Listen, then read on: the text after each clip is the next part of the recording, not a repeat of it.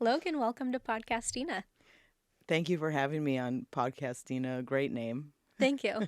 I really wanted to lean into the rhyming. The rhyming. Did your parents want to lean into that, or was it they didn't realize till afterwards? They definitely didn't realize till afterwards Mm-hmm. because I was born in Ukraine, so Mm-hmm. my name doesn't rhyme when you are in the motherlands when you're like Oh, back there. Yeah. I did. So Okay.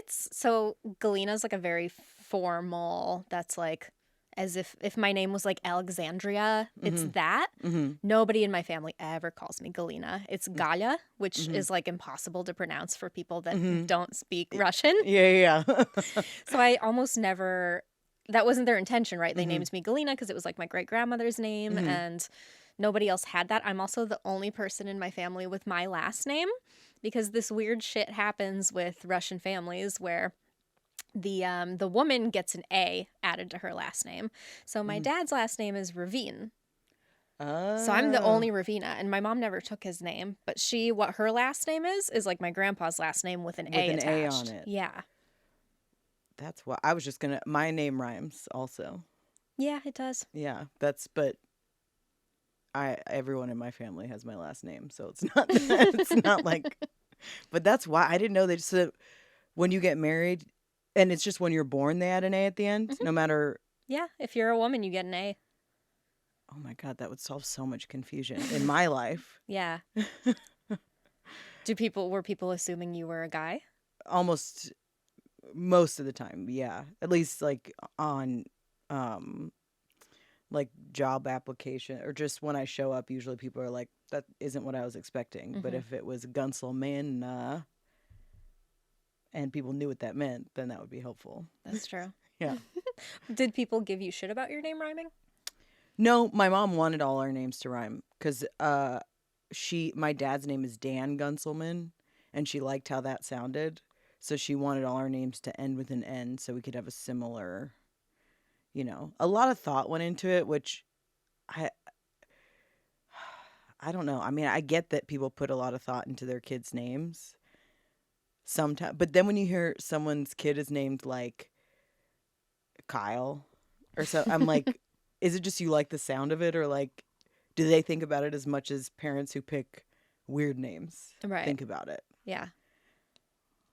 I don't have an answer. I don't have kids, so I have no idea. I like musically it sounds good to have the N Hmm. and then keep that going through your family. It's not Hmm. quite as daunting. You see like a Kardashian type situation where they're like every kid's name has to Starts start with with a the K. K.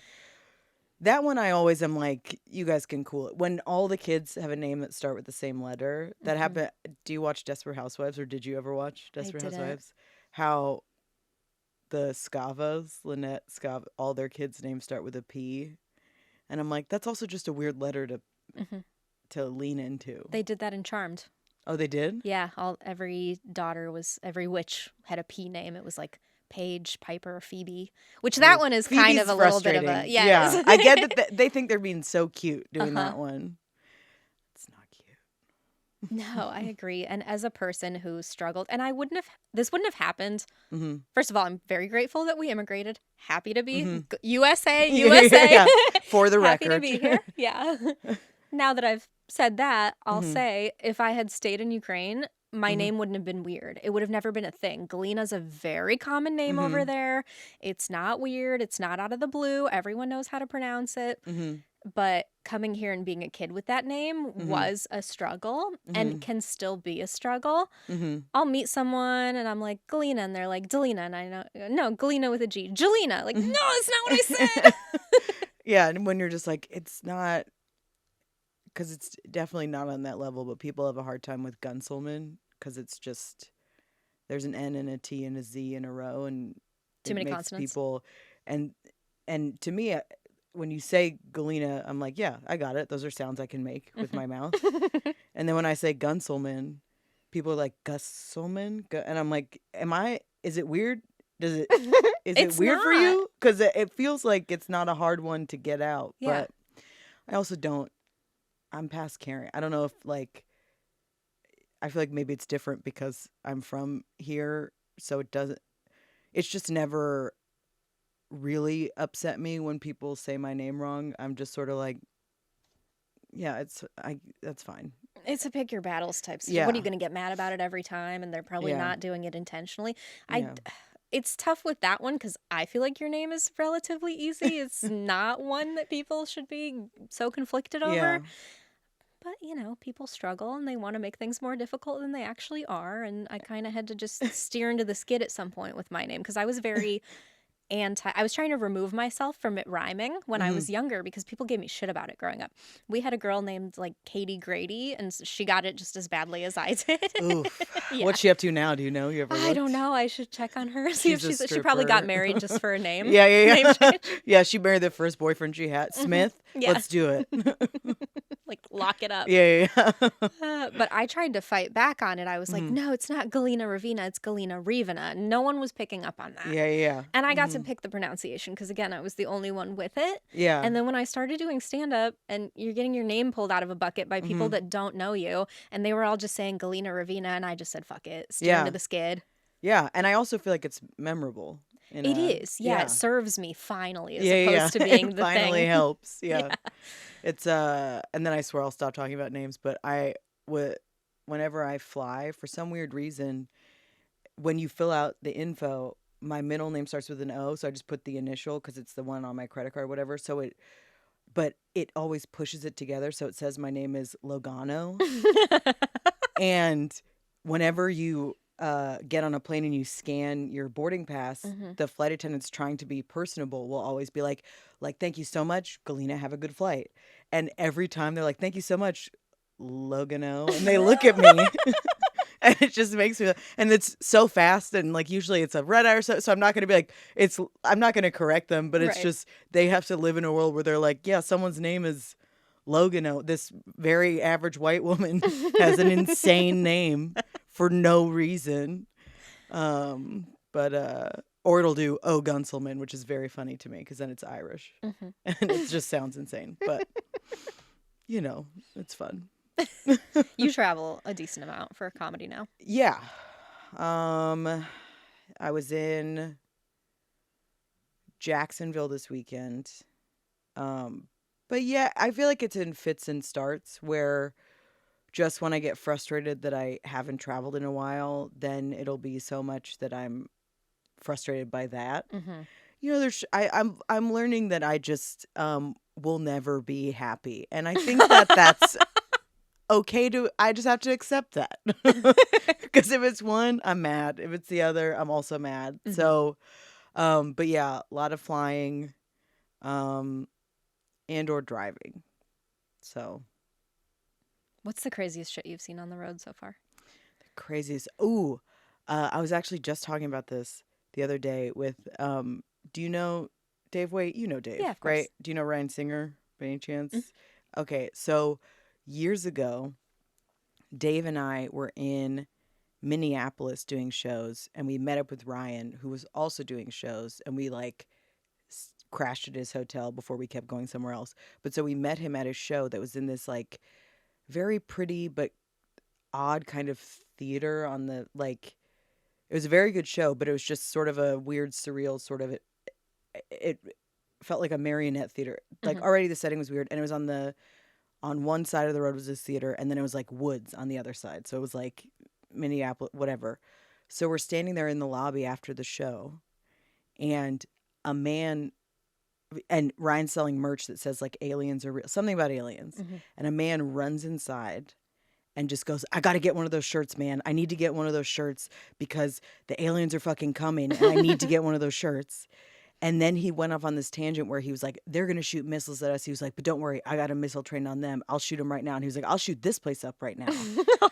And this guy's just going on, and we're all standing there just by this merch table and because obviously selling merch matters, Ryan is like, so do you want a medium? What size do you want?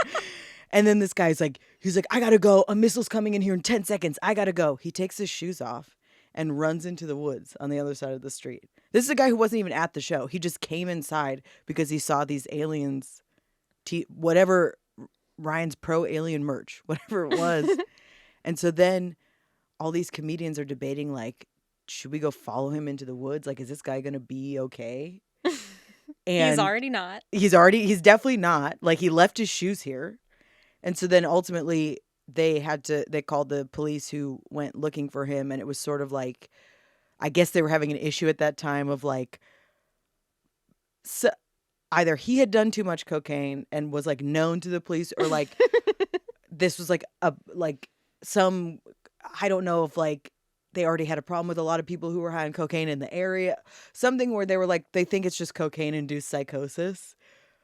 But for a second, it was very convincing where we were like, yeah, so he said he's going to shoot a missile in here. He's barefoot, so we don't know how much we should believe what he said. But yeah, that was, and it was just that, like, just came up literally last week where we were like, remember that guy? So that might be up there.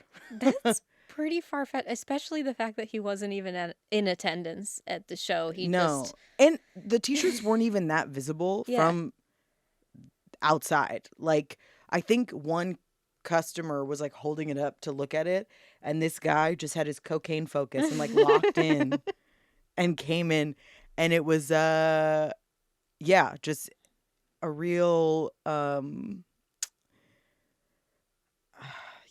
nice lesson in your I was in my mid-20s or something, and I was like, yeah, maybe cocaine is bad. I don't want to, that's embarrassing for that guy. I don't want to ever be in his shoe or out of his shoes. Out of his shoes.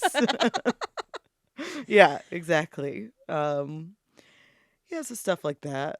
I'm trying to think. It's you always get dragged into like local comedian drama where they'll be telling you about stuff and you'll kind of get invested, and then you're like, I don't know these people. I don't know if they get too many spots. I don't even know who you're talking about. Yeah. Do you go on the road a lot? Not as much as I would like to. I've had a couple weekends here and there that have been for different people, and I feel like the people I have gotten to tour with have regular openers. That's always the thing. Sorry, my nose is running. So no, it's okay. Just a peek behind the curtain. If anyone's looking at this, that's what I'm doing.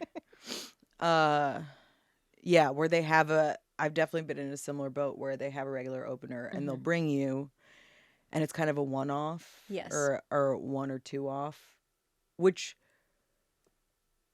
is weirder because there are times, and I don't know if like where you do well, but then they don't bring you back, so then you feel extra insane. Yes. Because you're like, well, I know it wasn't bad.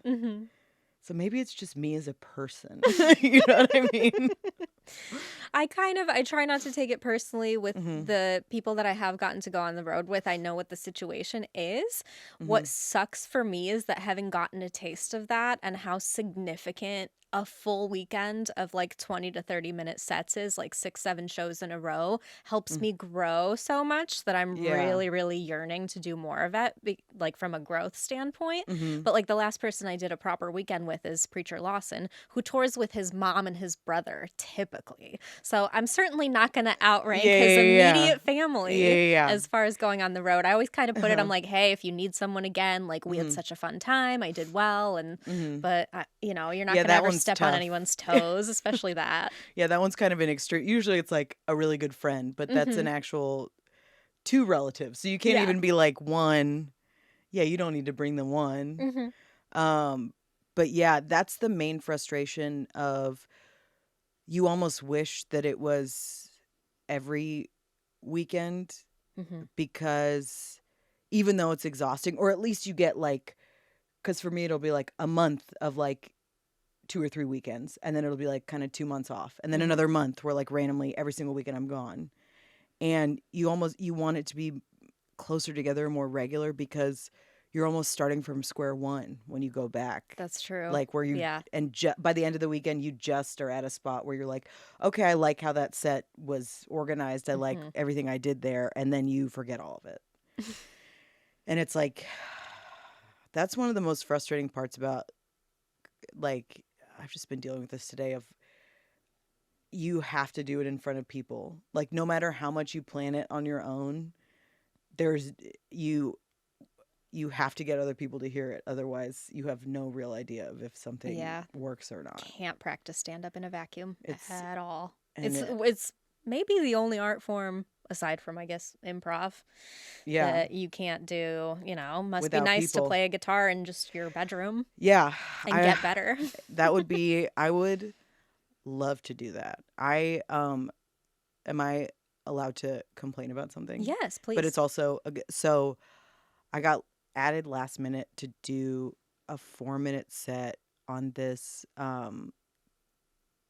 They're doing like a pilot of like, it's like a stand-up competition, but it's not just stand-up. They're like, there's going to be a juggler Oh, and a no. couple. Oh, that's It's just not what like you want. whoever is going to entertain America the most. And Mhm. I almost want to be like, yeah, it's going to be the juggler. It's definitely not going to be, the comedian's not going to win this.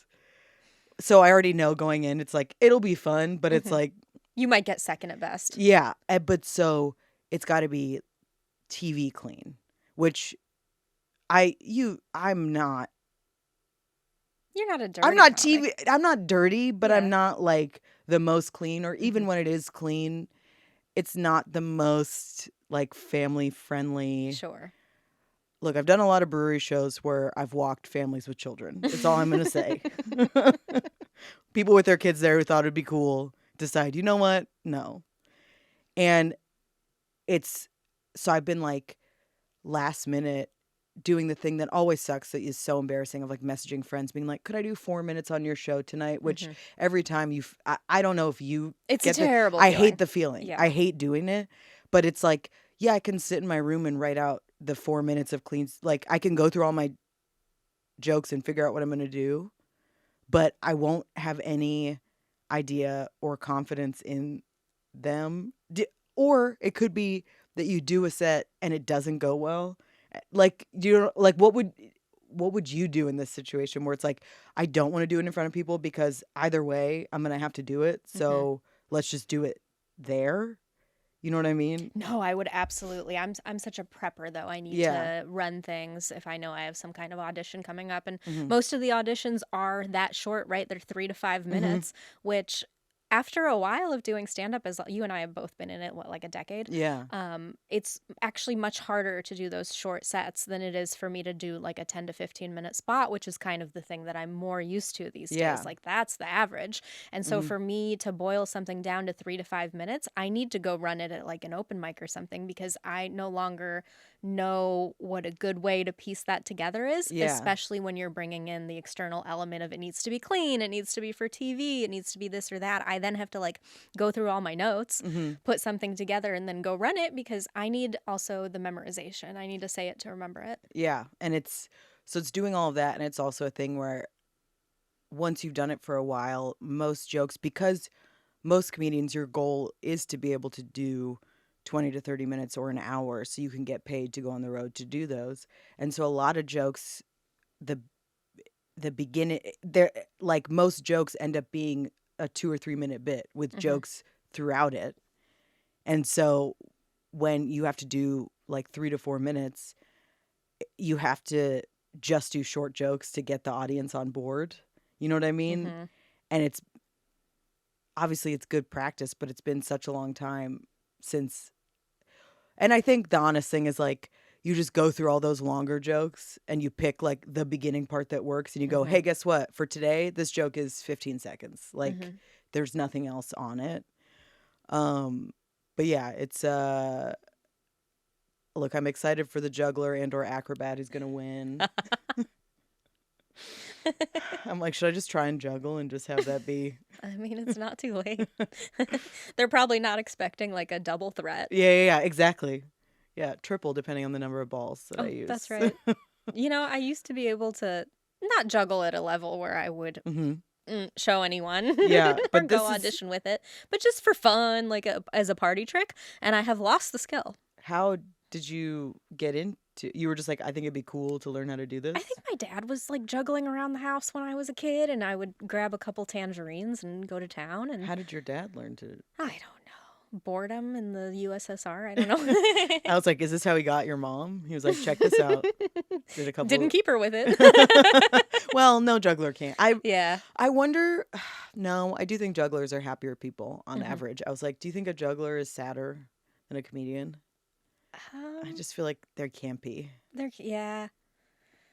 I guess that there's just a more, it's less subjective whether you're a good juggler or not. It's pretty objective. Like Yes, you're either yes. amazing or you're not. Yeah, you're either catching all of them and throwing more up, or you're Hmm. dropping all of them. Yeah.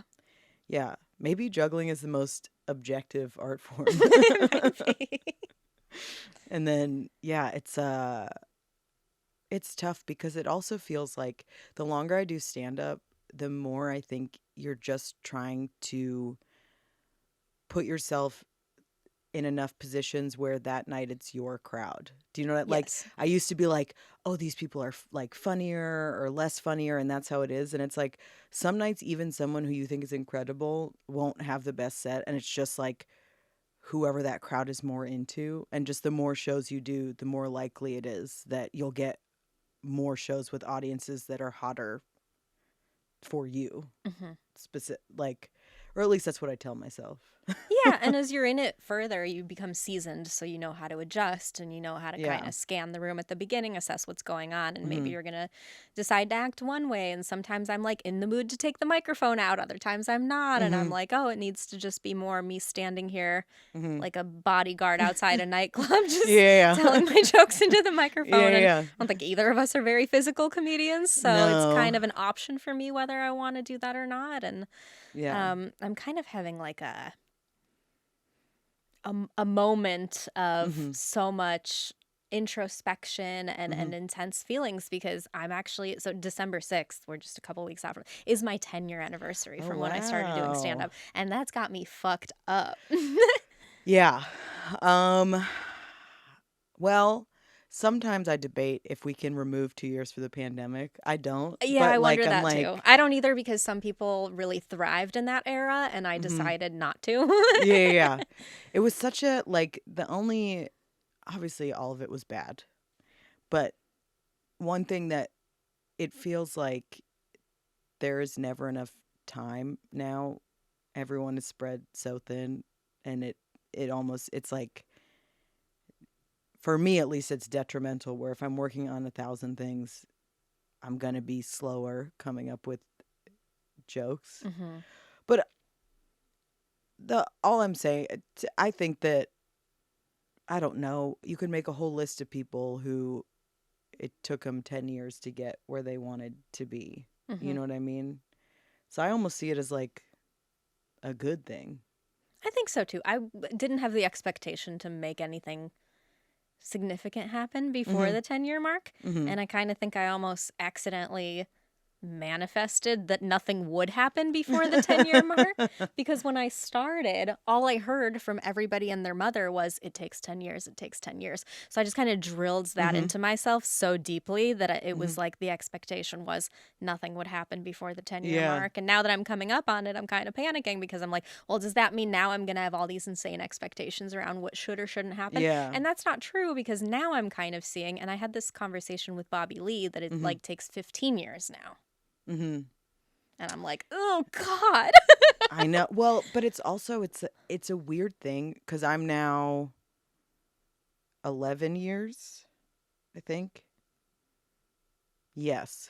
Give Which, or take two. yeah, but it's like just the people you talk to, where it used to be that more seasoned comedians wouldn't respect you if you were like, oh, I've done it like 4 years or 6 years. They're like, talk to me when you've done it 10 years. And now it's a weird thing where I'm like, I almost don't want to say how long I've done it because they might respect the length of time, but they won't respect, like, they're like, so what have you done? Do you know what I like? It's like you just can't win with anyone who's done comedy like a decade longer than you, Yeah. because even if you've done it a lot, I don't know. It's such a weird, like, and then also the weird thing where, I don't know if this has happened, where you've been talking to someone who's like newer in comedy and all excited, Hmm. and like they're like, uh, you ask them how long they've done comedy, just as a conversation, whatever, and they're like 6 months, or like since February, or like a year, and you're just like, oh my God, that's crazy. Yeah. That's so crazy. Uh, It also flies by so fast though, and the mhm. way that it has seeped into every part of my life, so much of my social life, so Yes. much of just day to day what happens in a large part of my identity Yeah. is being a comedian, which I'm like, okay, so what? 10 years has gone by. Like, this is my whole fucking life. Yeah. It's and that's something I try to remind myself when like I'm like, well, what is the point? Just when I go, I can't believe that I've spent over a decade doing this thing. Mm-hmm. And I'll see so often like articles or people complaining about how hard it is to make friends as an adult, or like Mm-hmm. once you're in your 30s, it's so hard to maintain friendships, and that it can be really lonely to be an adult. And if nothing else, I'm like, that is not the case in the world. Like you, Mm-hmm. if you're in comedy, there is a community in any city that you go to. It's so And true. You get to circumvent that yeah, issue of meeting people because you're just always surrounded by like-minded people. And yeah. for the most part, it's pretty easy to find common ground with Hmm. any comedian, no matter what length of time they've been doing it. Yeah. And so I'm just like, well, that is nice.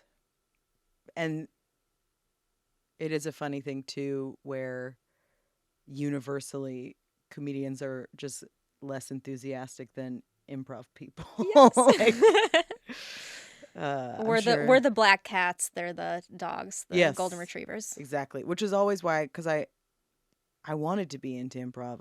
I like tried it, but it was the people who are all very nice, but The were nicest, but too so much.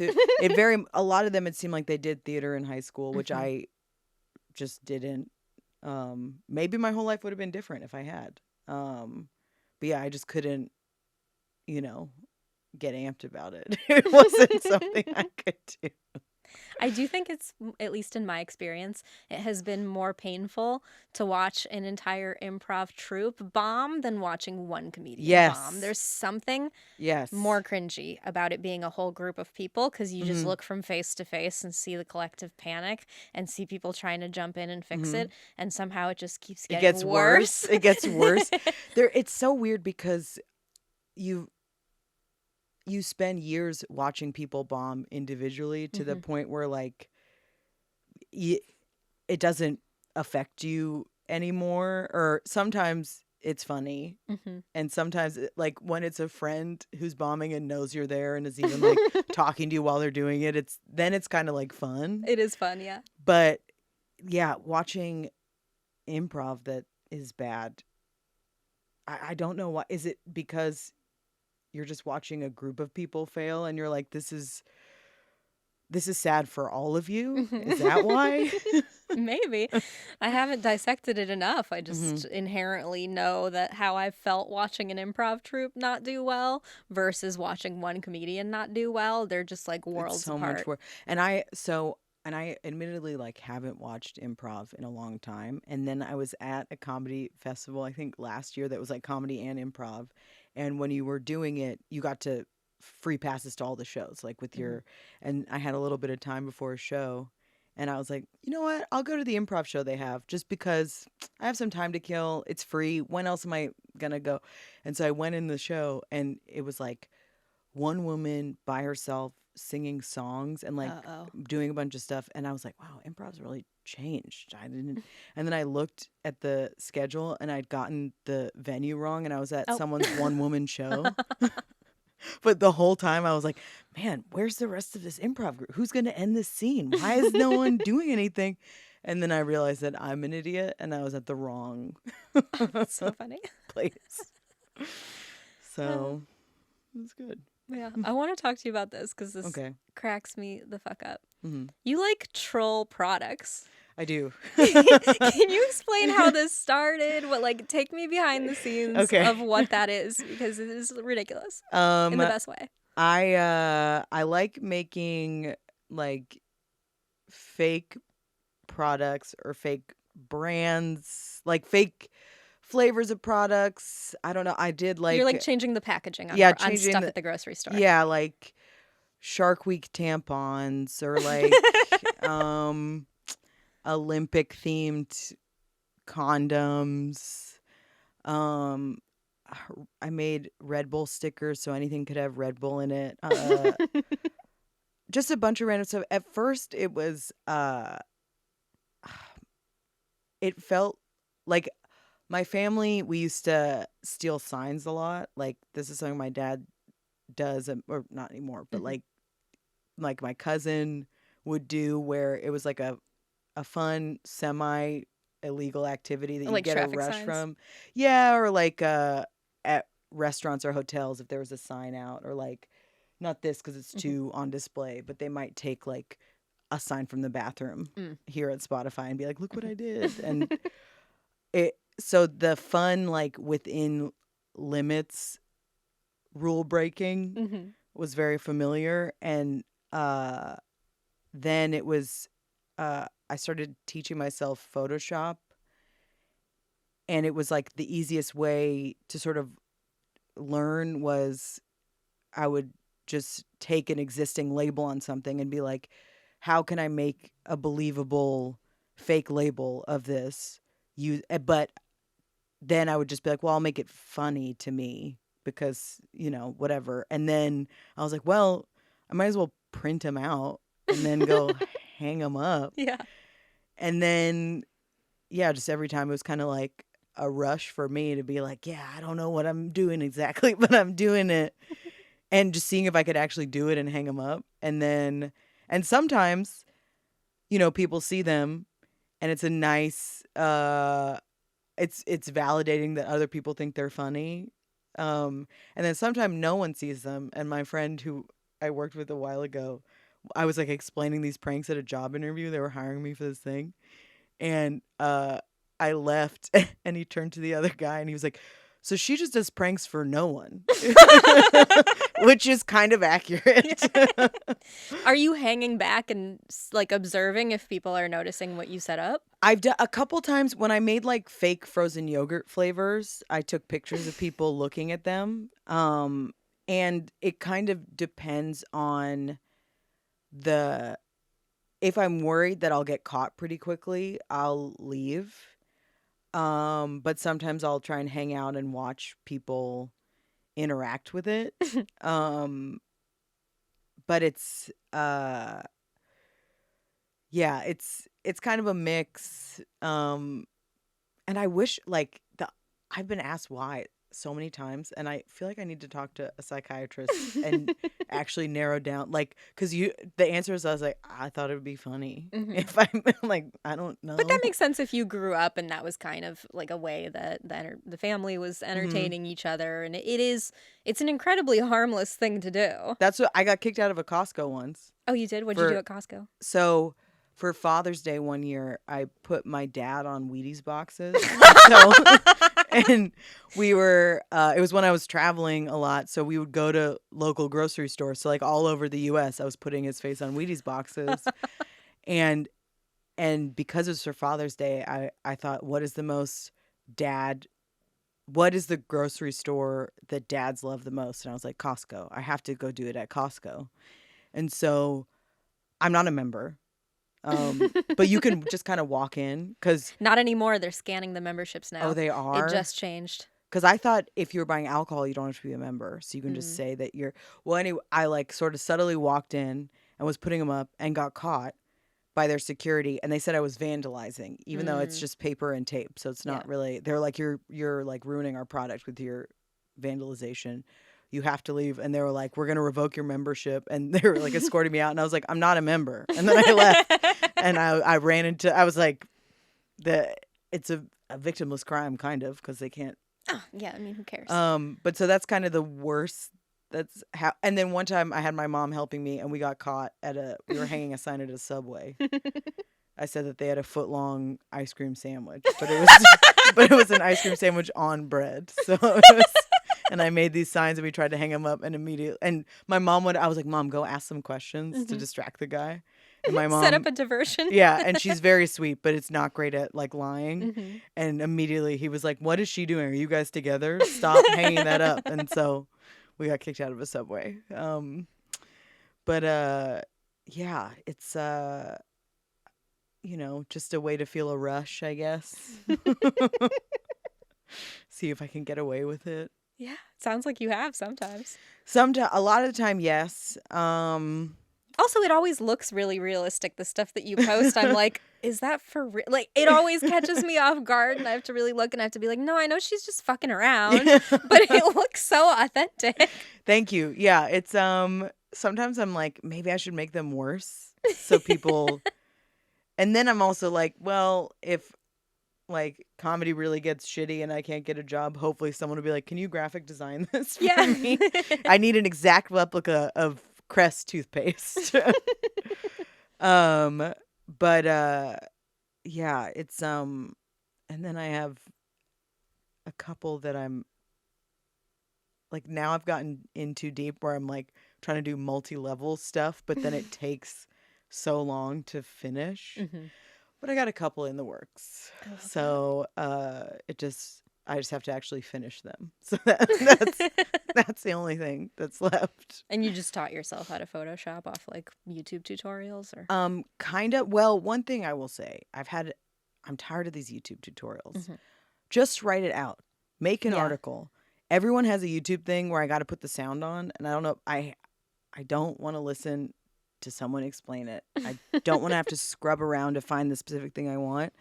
So it'll be a mix of YouTube with the captions on, or I'll Google it. But it was like, I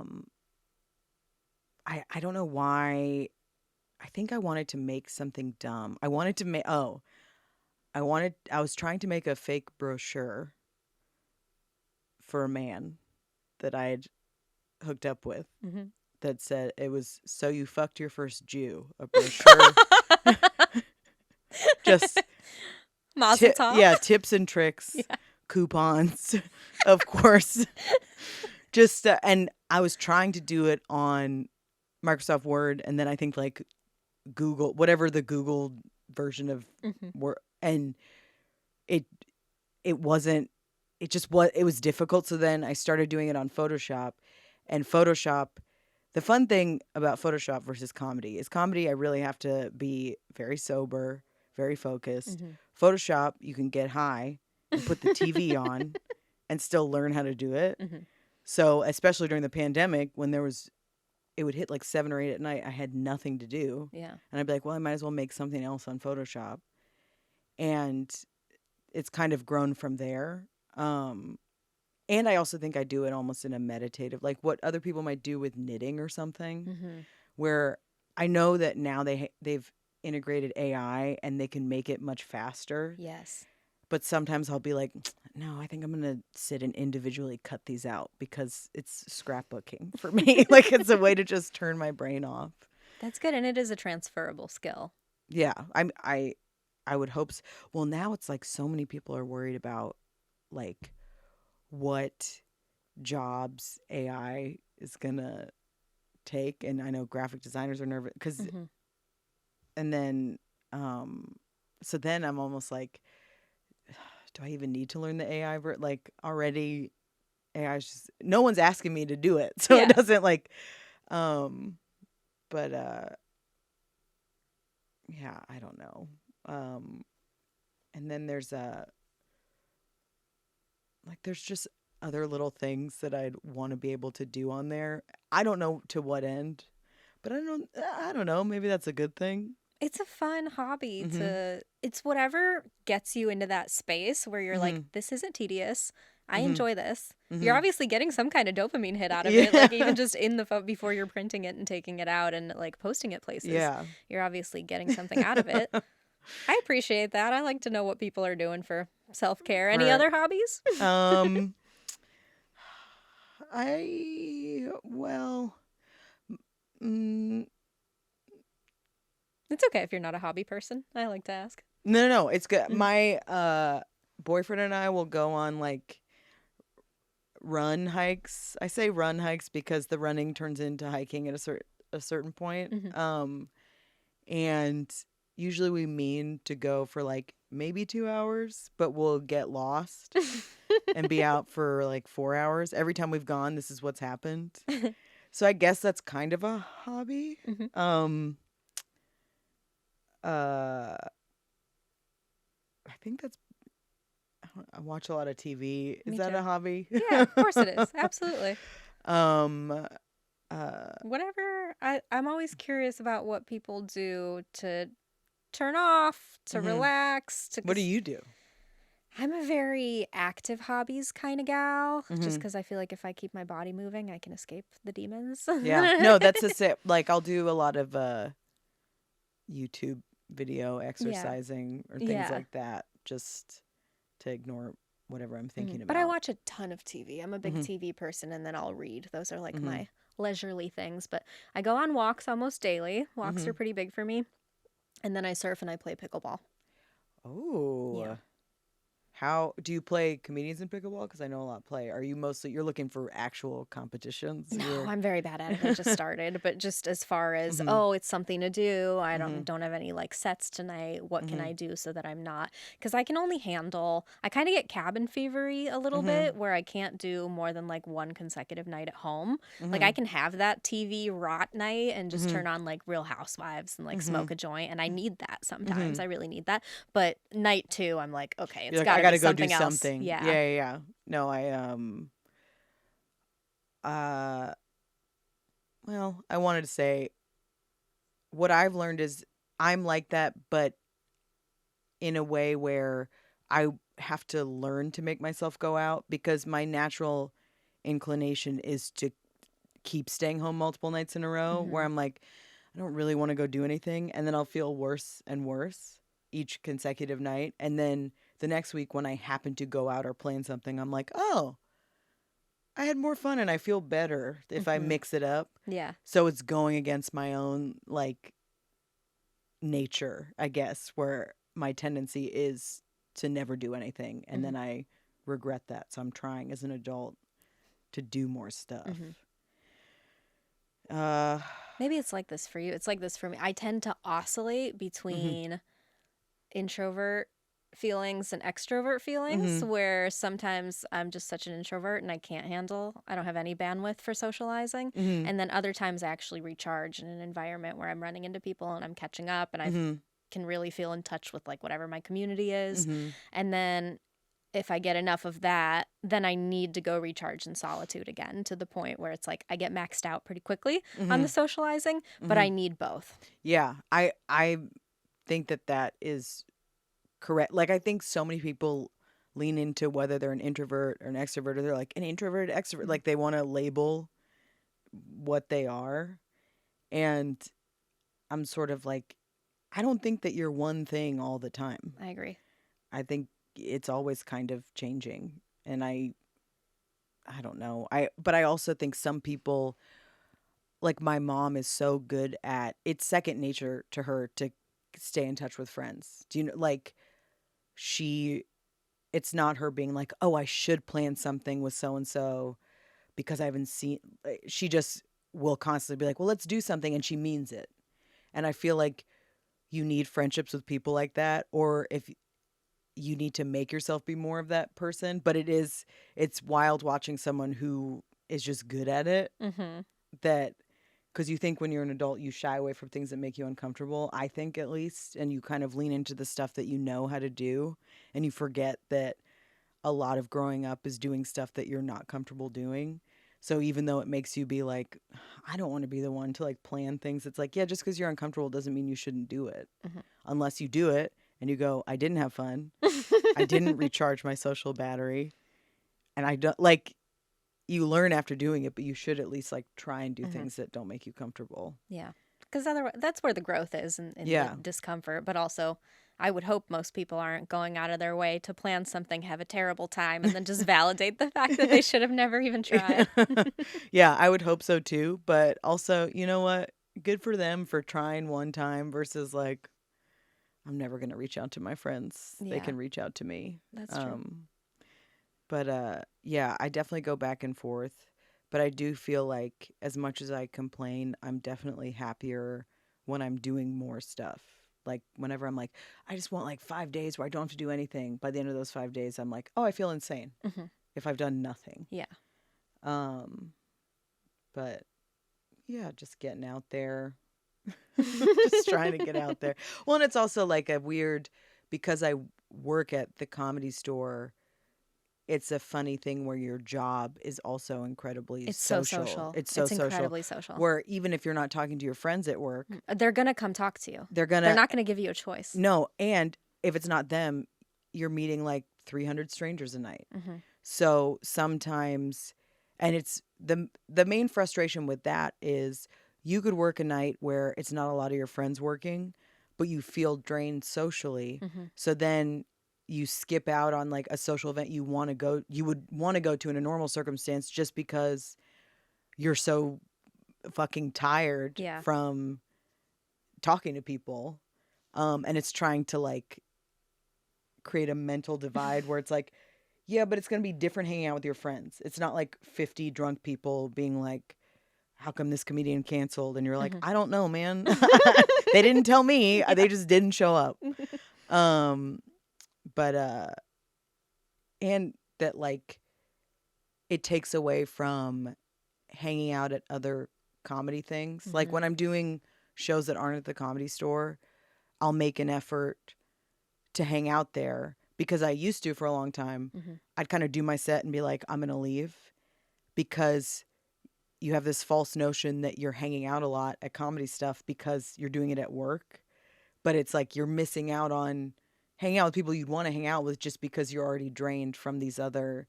Do you know what I mean? It's like I do. it creates sort of this false notion in your Yeah. head that you're hanging out at comedy stuff all the time. And if you replace that with like, well, no, you're going to work, then you're not really hanging out. You're Mhm. going to work. I'm on the fence with that one because I feel like I always use the Comedy Store as an example when I'm Mhm. having this conversation because, Mhm. I'll go on a Monday night, I'll Mhm. run into a handful of good friends who recharge me, but Mhm. then a couple dozen people who I'm acquaintances with, Mhm. I want to say hi to. We have like small talk, chit chat, Mhm. and those are the nights that I go home and I'm like, wow, that was all of my bandwidth to Yeah. have 30 catch up conversations with Mhm. people that I only have like a really surface level relationship with. Mhm.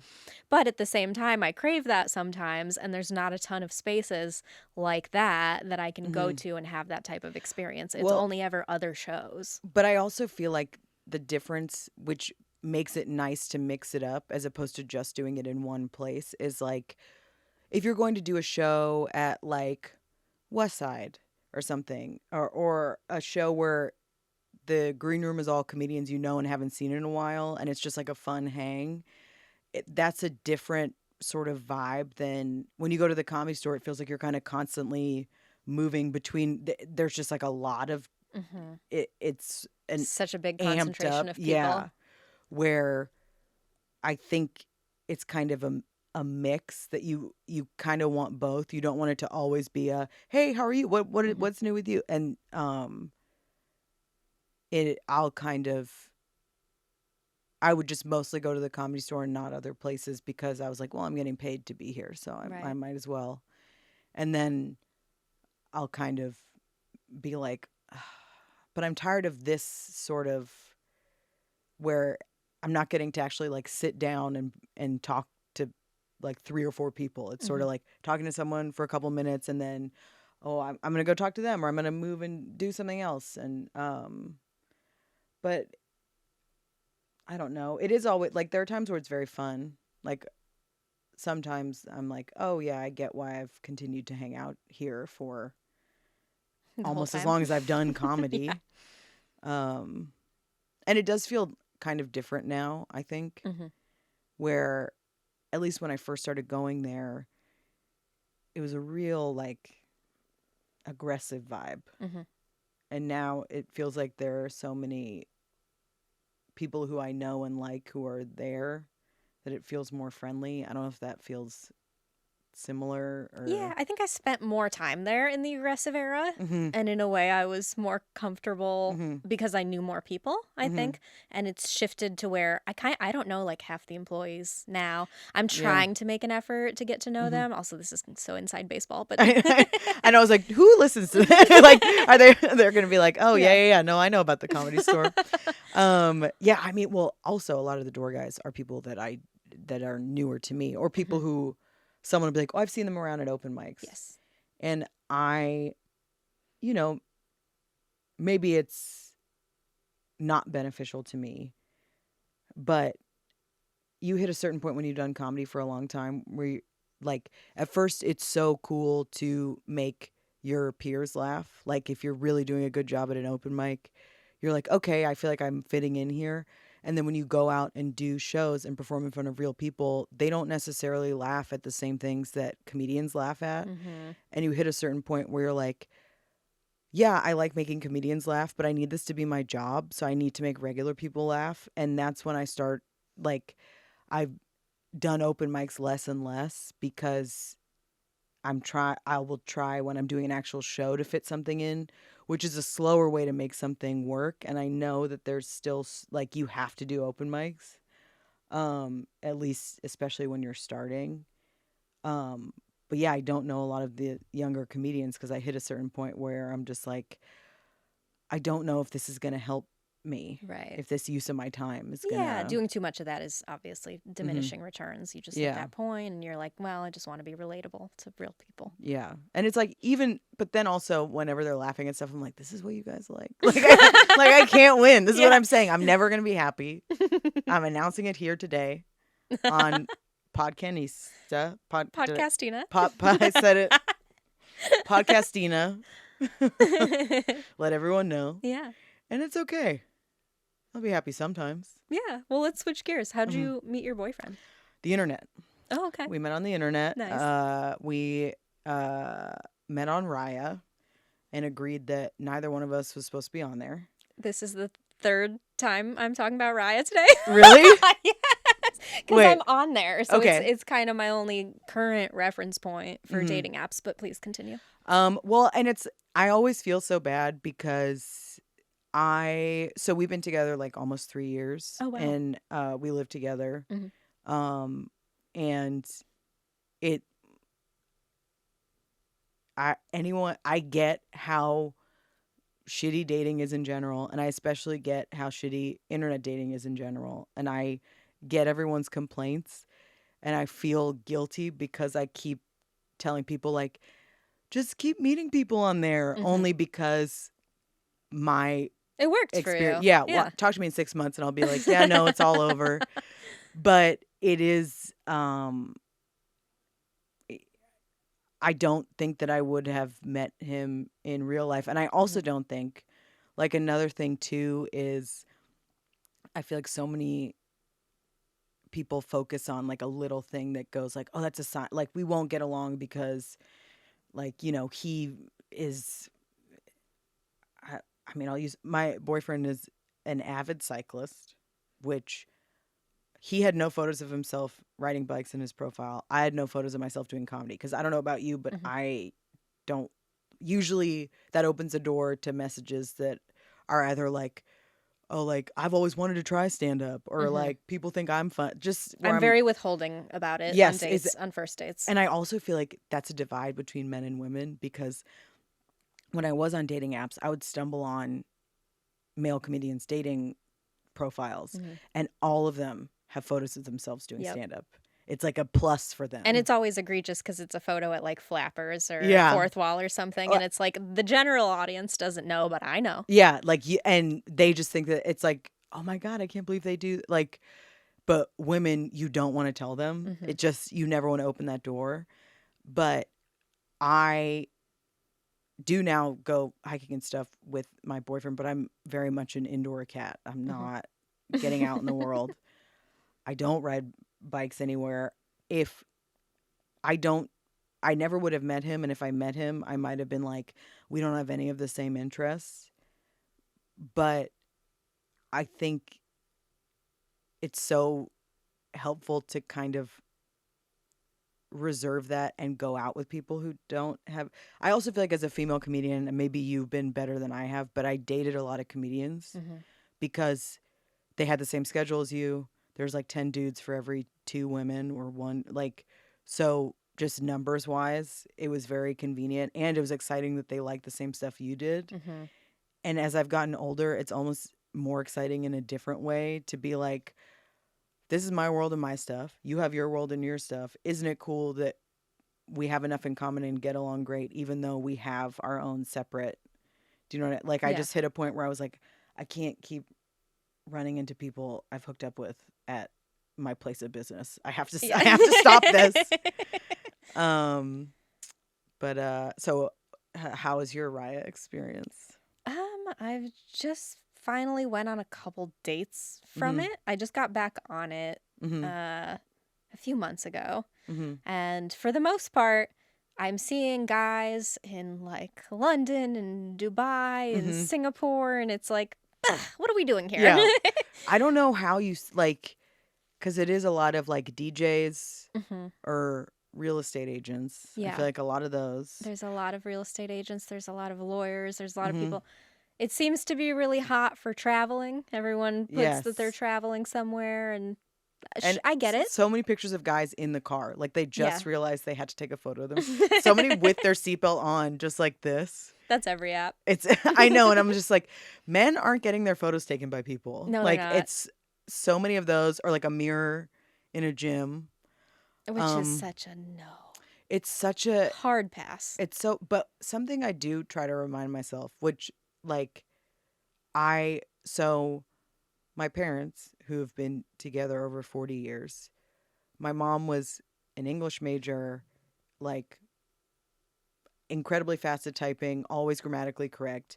My dad can't spell to save his life, types with two fingers. And I often think about like if they had met via texting, I don't know if they would have gotten together.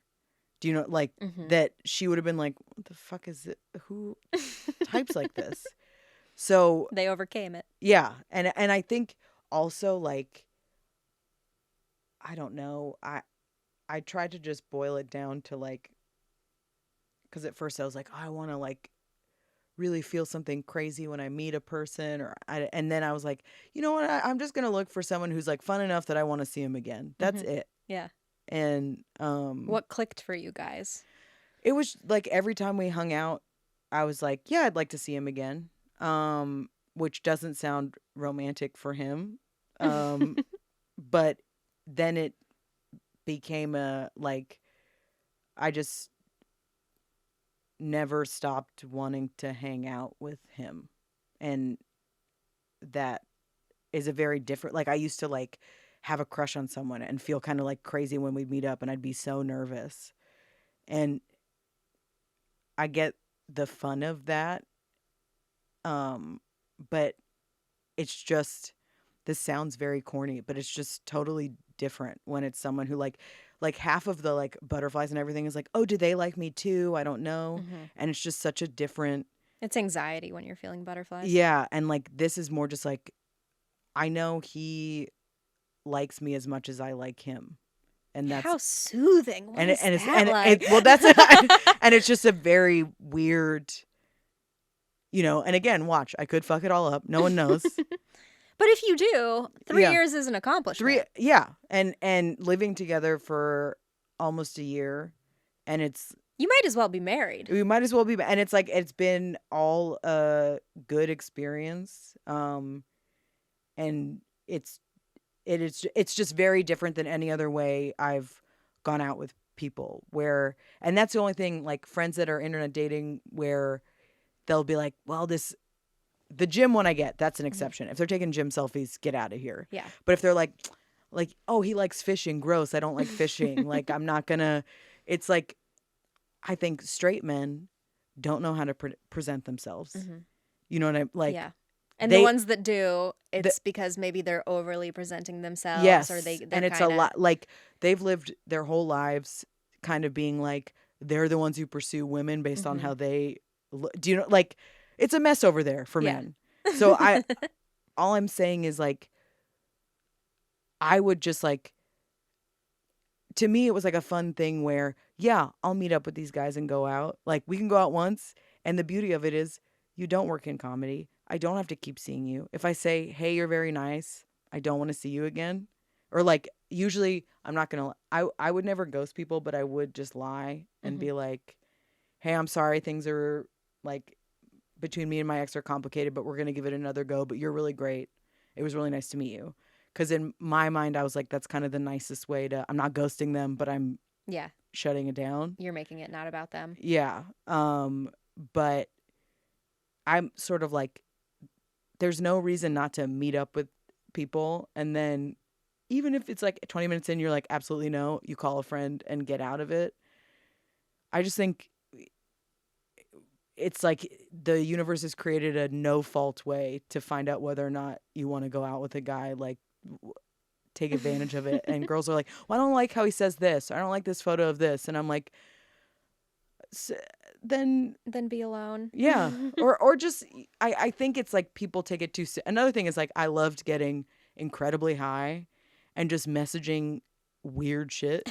Cause I was like, none of this There's is nothing real. at Yeah. stake. There's nothing. And that's a nice, it's not, if a friend is setting you up with like a friend of theirs, that's someone who, oh no, if you don't like them, you now have to have an awkward conversation with a friend. Or like if it's a family friend whose son, they're like, you got to meet my son. Like, Who does that though? Because I've never been set up on a date. I've never even had anyone suggest setting me up on a date. I feel like that happened way more prior to internet dating. Yeah. Like the internet has kind of replaced these setups. And sometimes I'll hear about like someone who met through someone, but it definitely feels like fewer and further between. But I'm just sort of like, for all the frustration with the internet, which I get, I'm like, we're skipping over the silver lining here, which is you get to meet a guy, act as crazy as you want within, don't do anything Legally. Yeah, legally. And then never see them again if you don't want to. Like, but I do get that a lot of them are nightmares and bad people. What are your red flags when you see them? You're like, run for the hills. Definitely the gym one. How they react when they find out you're a comedian is a big one. Like if they, it's a delicate balance, because if they talk about how funny they are, I'm like, truly funny people don't say it. You just That's know so because true. you've laughed at stuff that they've said.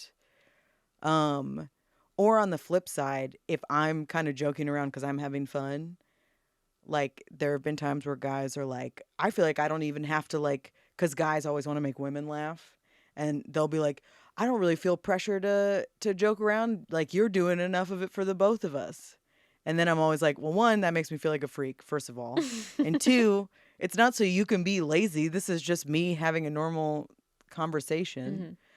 I think, I don't know if it's so much a red flag, but I would say, like, if a guy says, this is like in every dating advice thing ever, but it took me truly a decade to learn. If a guy goes, I'm not looking for a relationship, you're not going to change his mind.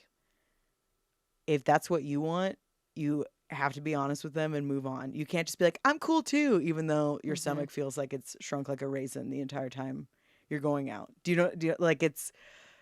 I think that guys kind of do say what they, unless they're really trying to play you.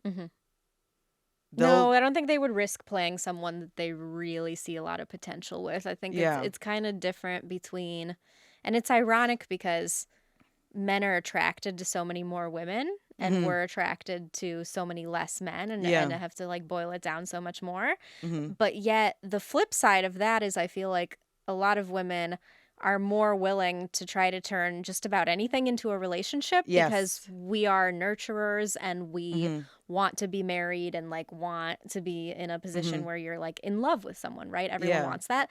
Versus men, as much as they're attracted to like more people, there's so much less on the spectrum about like men are so much more rarely gonna date someone and be like, yeah, she's the one. And you have to kind of find that perfect intersection of a woman who will try to make anything a relationship and a man who actually wants to be in a relationship with her specifically. Well, because it's also, I think that a lot of guys, any of the guys who really wanted a relationship on dating apps, most of the time you would find out, at least for me, that they had just gotten out of a long-term relationship and did not know how to exist without having a girlfriend.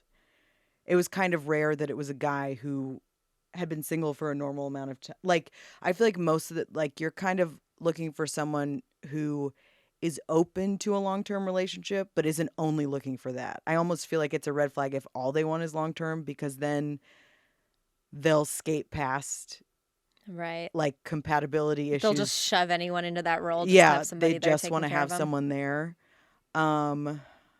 Again, I hate when people use bad grammar or grammar incorrectly. I don't know if bad grammar is in itself a bad grammar sentence. But then I also will stop myself and remind myself that my parents would not be together if they had to show each other their grammar abilities. That's really good perspective to have. Yeah. As a child of divorce, I can't really lean into that. But it's also, and like even when my boyfriend's mindset, because he doesn't care and he knows correct grammar. There's a different, like sometimes people just don't know it, and that's fair. With him, he knows it, but just doesn't see texting as important communication, That's fair. which is a fine standpoint to have. Yeah. I'm more like, I practice correct grammar in all areas of my life because for me, it's a reflex. Do you know what I'm like? Yeah. And he'll just kind of type whatever and send it because he's like, this isn't an official document. I'm just trying to ask you a question. And I'll be like, yeah, but when I see the wrong "your," it makes me upset. Like, but so I'm trying to move past caring about that.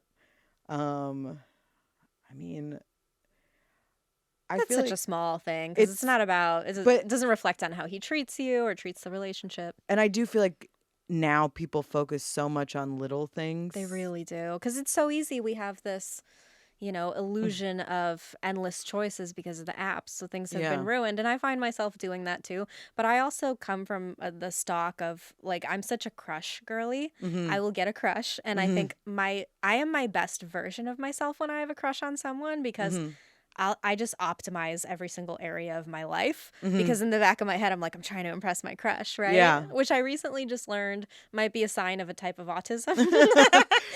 What I'm learning is everyone has autism, Yeah. first of all, because Everyone I has a definitely touch of the tism, as they say. yeah, everyone's tizzed up at least a little bit. Yeah. And me included, and my boy, someone at work, he was like talking to his a coworker, and his coworker was like, "So is your girlfriend on the spectrum too?" Which is like such a funny, like, not only saying is my boyfriend autistic, but if I also was, and my boyfriend was just like, yeah, he was just like, I'm not gonna go into and explain, but I would do the same thing where whenever I had a crush on someone, the thing that was exciting to me was I was like, I have someone I can think about while I'm doing laundry. Because then it's like, Yes. you're doing all this stuff but then the ultimate sort of realization is the person you're going to be with is going to see you regularly, not you, the best version of you, which you still are trying to be, but like they're going to see you when you're having a bad day, when you're not like, and if whether or not they still like you in that, it's just like the person who likes you isn't going to like the optimal version of you. They're just going to like you.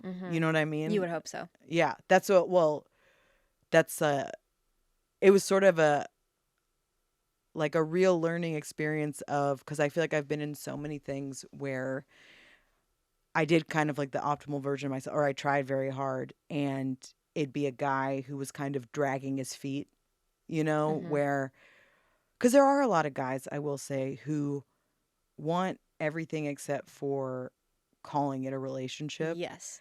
Like that's the only thing that's a step too far, which Which also, is so funny because then it doesn't diminish the feelings, how shitty the breakup ultimately Yeah, feels. Anything else that happens, it's like the dynamic has already been set. Just because you don't want to put a label on it doesn't mean you're. I'm still gonna get mad at you like a boyfriend. yeah, and it's also like it's someone who, those ones I'm always confused because I'm like, I think it means that they just don't like me enough in that scenario. I think when they really like a girl, they're like, yes, I would like to lock this 1000%, down. yeah. And so anytime a guy is kind of iffy on it, now looking back, I'm like, how did I not get out of that right away? But no, I sat there for like months. Do you know, like Yeah. way longer We've than all done that. like, so I feel like so many people do that. And then also just friends where they're like, I don't know what he wants. I don't, whatever. He's telling you. He's always telling you. It's corny. They've made movies. He's just not that into you. Yes.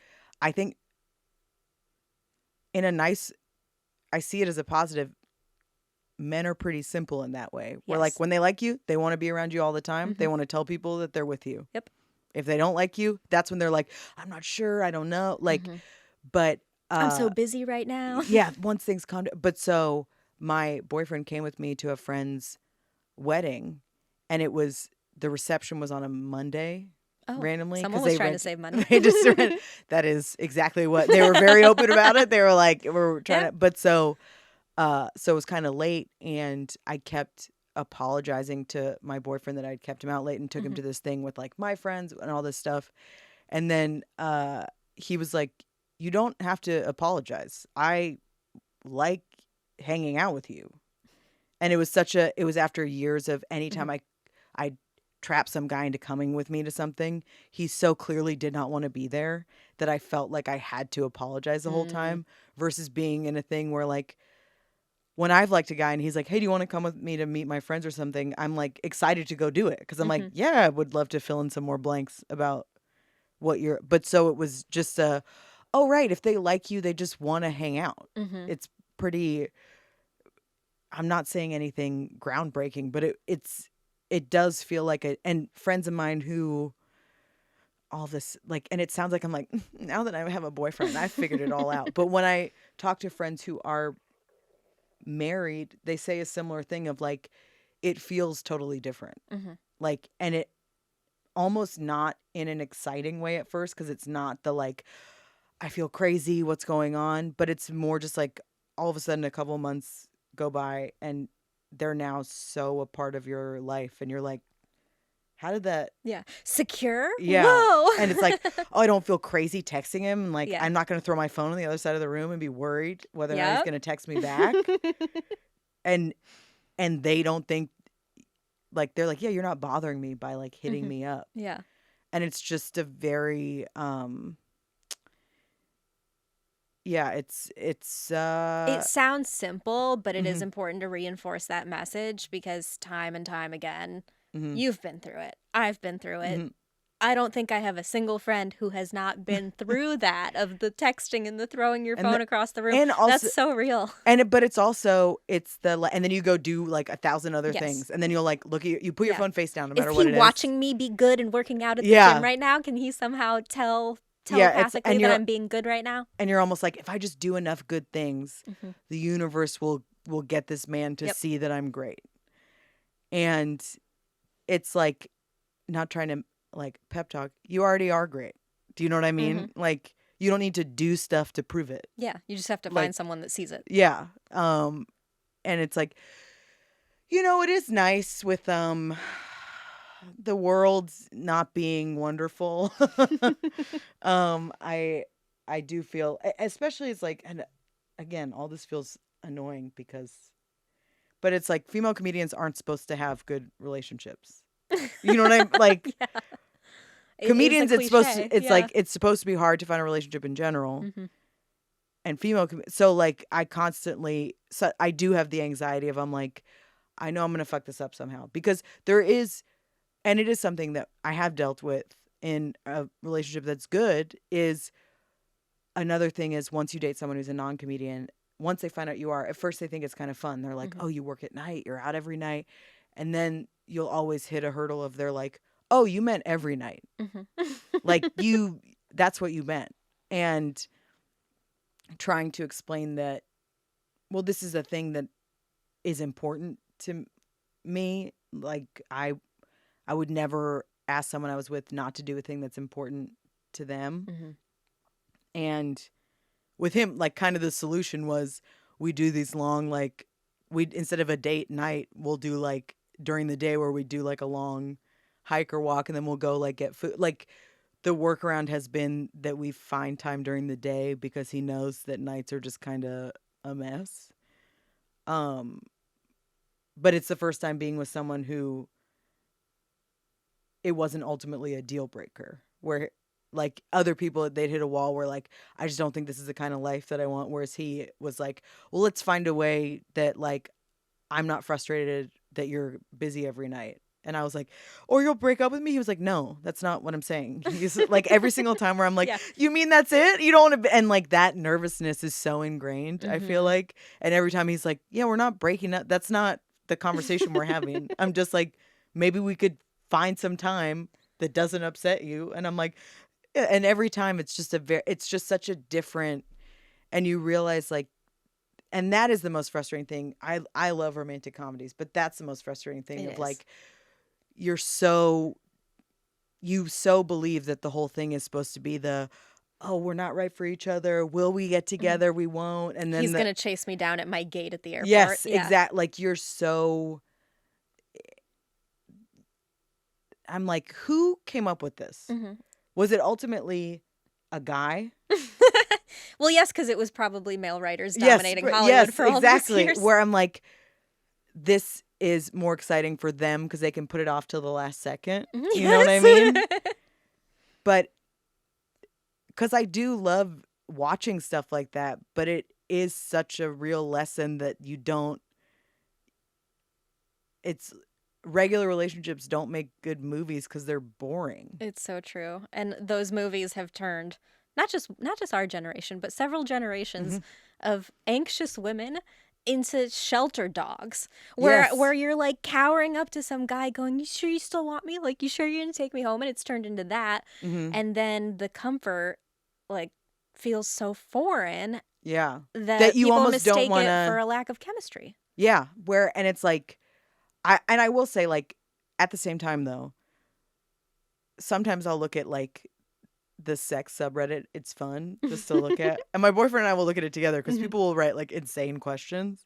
But, like, people will be like, I'm getting married tomorrow, and, like, my fiance's never made me come, and I, like, we don't have good sexual chemistry. And I'm like, never let it get that far. That's not what when I say, like, you don't have butterflies and stuff, I mean that, like, the sex part should be good, or you should be able to communicate with the person enough that it's fun. If that's not good up top, if it's not that's gonna get better later. yeah, that's if you don't have any chemistry there, cut it off. Yeah. It's more that like it's not someone who you had been crushing on for forever. Like, just like I keep being like, it's the simplest question. You go, would I want to see him again? Just and not like a yeah, but I don't know if I want to date him. Like, don't stop.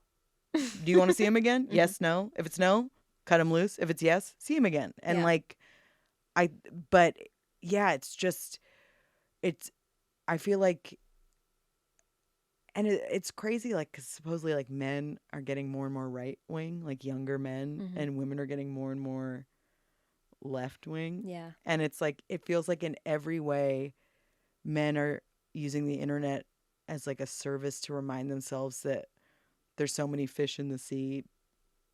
But most of those fish don't want them. Yes, exactly. That's a reality where it's like, you're not that, no one is that, like, I don't know. It's just, it does seem like everyone's too anxious, or like they're putting too much on every date. It's like, oh, is this going to be the person I'm with forever?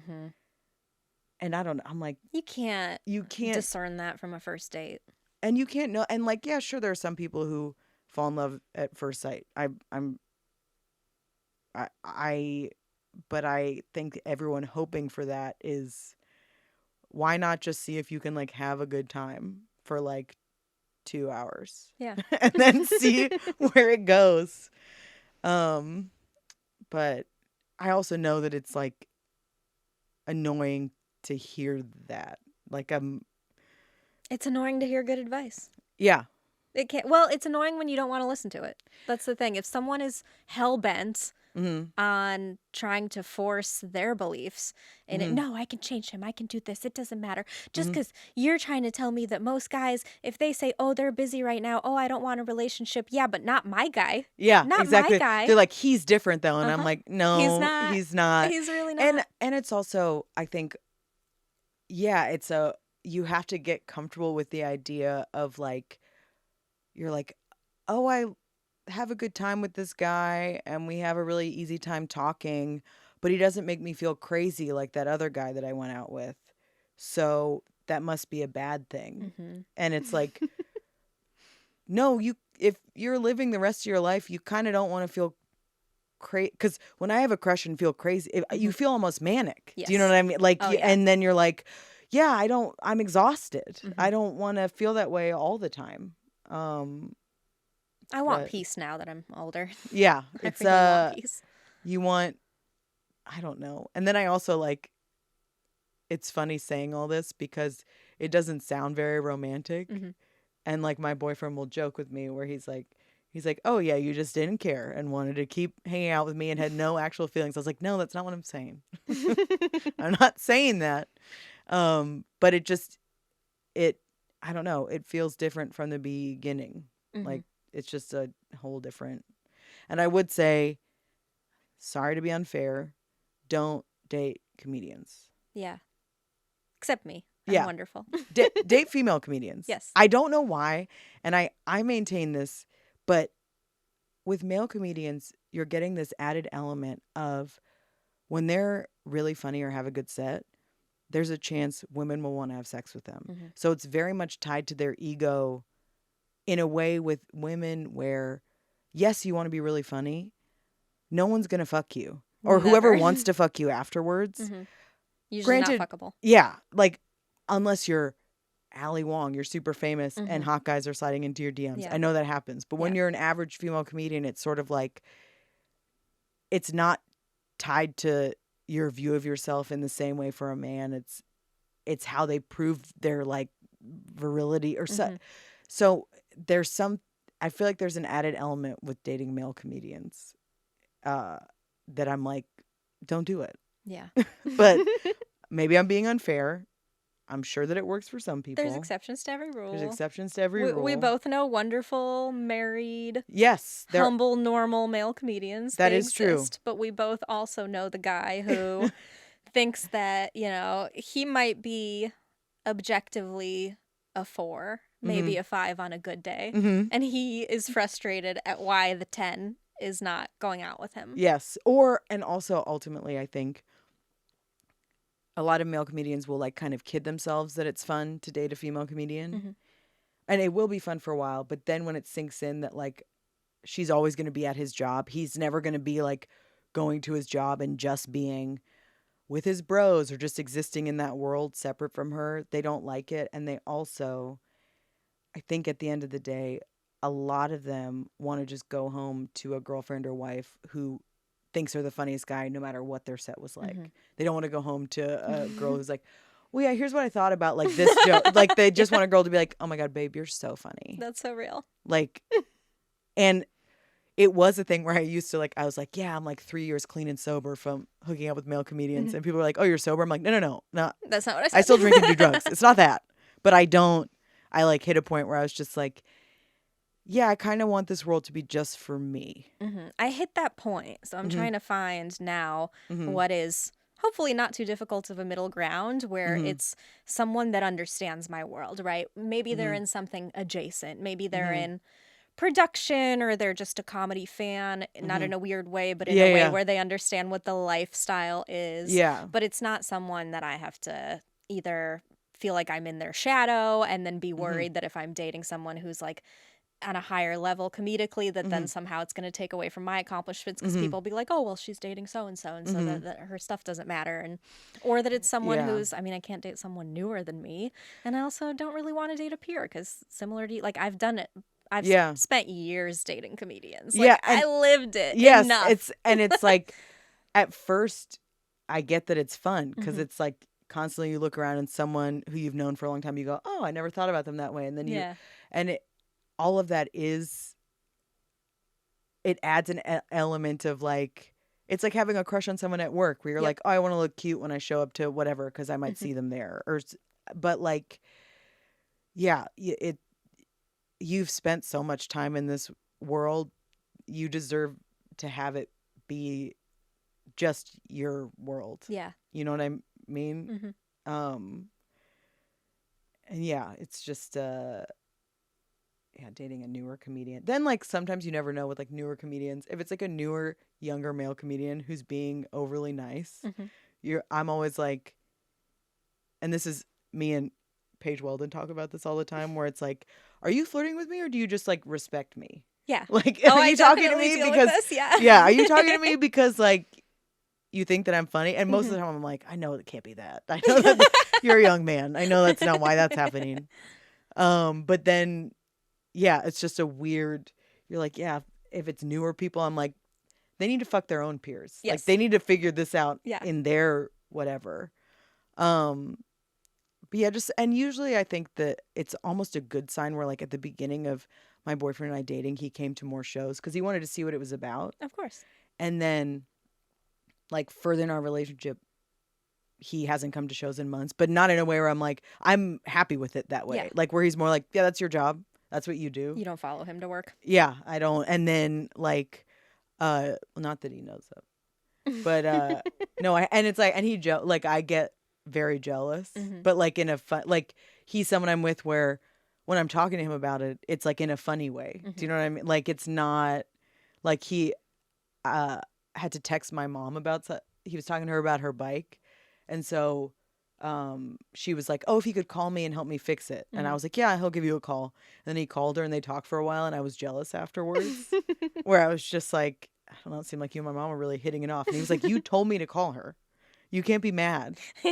So it's like, but it's like a thing where it's comfortable enough course. to talk about it. But yeah, I would say a red flag, just going back, like dating someone who gets it and like wants to be there for you, but then isn't weird about like wanting to hang out at, like they're like, okay, I see what the deal is here. Yeah. Like you go do that. It's a healthy mix. Yeah. You found a good middle ground. Yeah. Until of course I ruin it, and we'll see how that goes. I'm sure it'll be soon. No, well, to not ruining it. Yeah. Logan Guntzelman, this has been fun. This is Where can cool. people find you? Oh, you can find me on Instagram at Places I Took a Shit This Year. Such a good handle. Thank you. I have been told to change it a lot. TikTok, Places I Took a Shit Again, because my original account was banned. And I mean, I'm on like Facebook and YouTube and all those other things, but those are the main ones, I would say. Yeah, I'm around town. That's kind of my... But you post your tour dates. Yes, and things if you like go that, there, yeah. that's like the easiest way to find out where I'm going to be. And yeah, this was very cool. This is Awesome. and Happy to hear it. Thank you for doing it. thank you for having me. Spray tan and nails look great, if I may. Thank you so much. Yeah, we're looking good today. It'll wash off later. Yeah, My hands did get a little Trumpy orange. I did leave it on for just a little bit too long, but you know, whatever. But 'Tis the season. Orange is in right now. Orange is in It's right fall. now. Orange is the new orange, I guess. Yeah. But thank you. This Yeah, is so thanks fun. for doing it. Thanks everybody for listening. Bye.